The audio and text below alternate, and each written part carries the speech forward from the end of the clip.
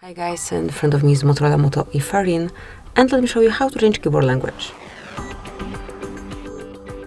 So at first open messages, then tap on new chat, and as you can see here you've got your current keyboard language. To change it, click on settings, select languages, tap on add keyboard and pick the one that you wish to apply. So you can scroll all the way down.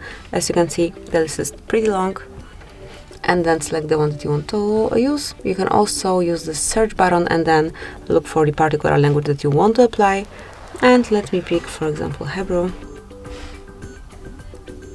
And now you can remove unnecessary keyboard if you want to. You can also stay with both of them and then switch between languages by tapping on space, but let me leave it this way. As you can see, it has been changed. Thank you for watching. Please subscribe our channel and leave the thumbs up.